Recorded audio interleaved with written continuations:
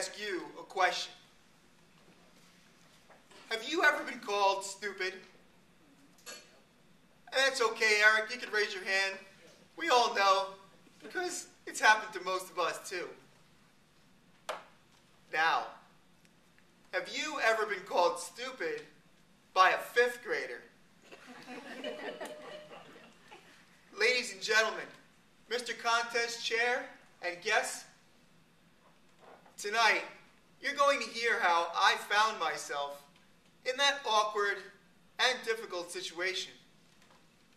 What I unexpectedly learned from that fifth grader, and why I know that you can learn from the difficult situations in your lives, from your friends, your family, and even people you don't know.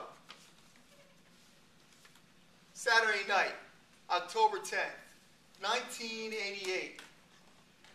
4 18-year-old boys are knocking back a few Budweisers. At midnight, one of the young geniuses had a brilliant idea.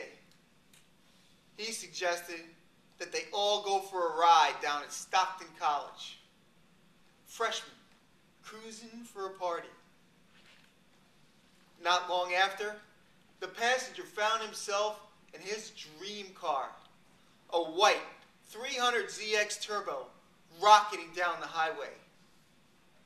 And I'm sure if you ever got a chance to ask him, he would tell you that he was more thrilled than he was scared. 18-year-old genius. Well, as they started to pull away from a toll, the driver hit the gas and took off. The passenger sat up, looked around, and what do you think he saw? That's right, it was the cops.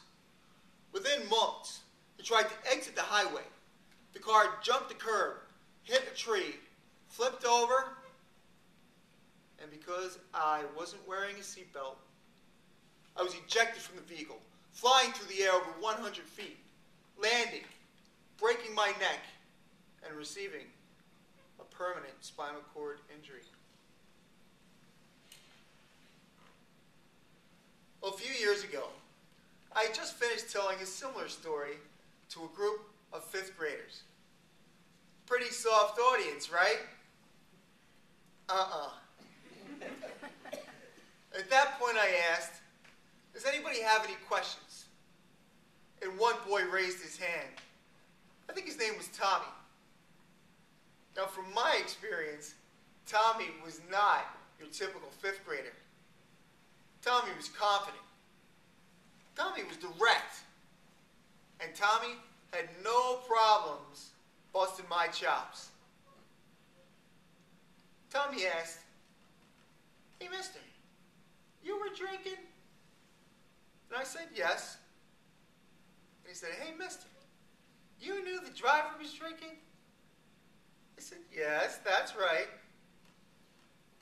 Then Tommy looked me straight in the eye and he said, "And you were still stupid enough to get in the car with the guy?" Wow, that was not what I was expecting him to say. So I said, "Who the heck do you think you are?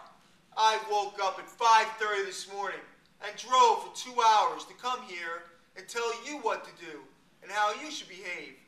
Where do you get off talking to me like that?"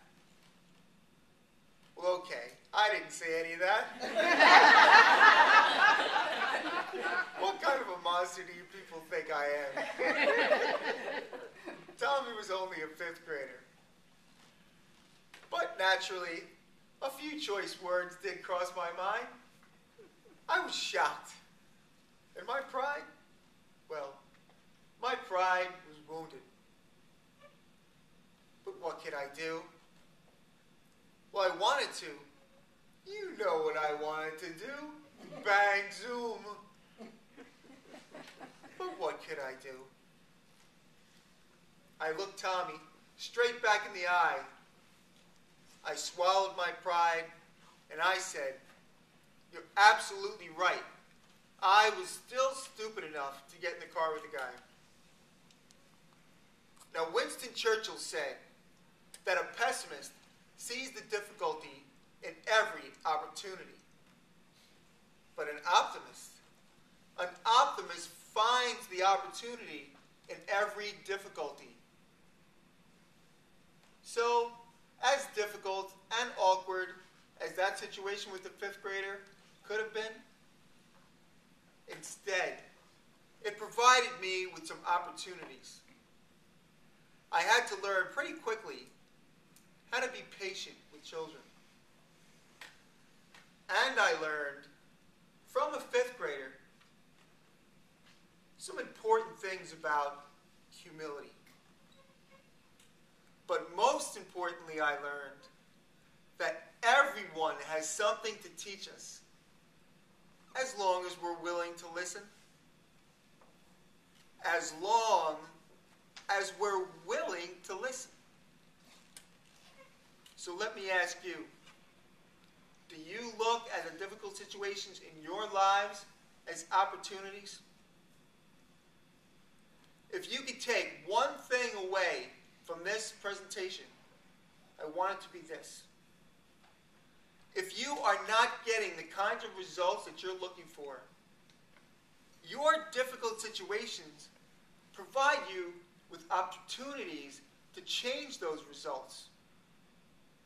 Starting right now, I'm challenging you to look at your problems as opportunities to learn, opportunities for wealth and for growth, and opportunities to teach. Truly, these are the gifts of our difficulties. Mr. Contest Chair.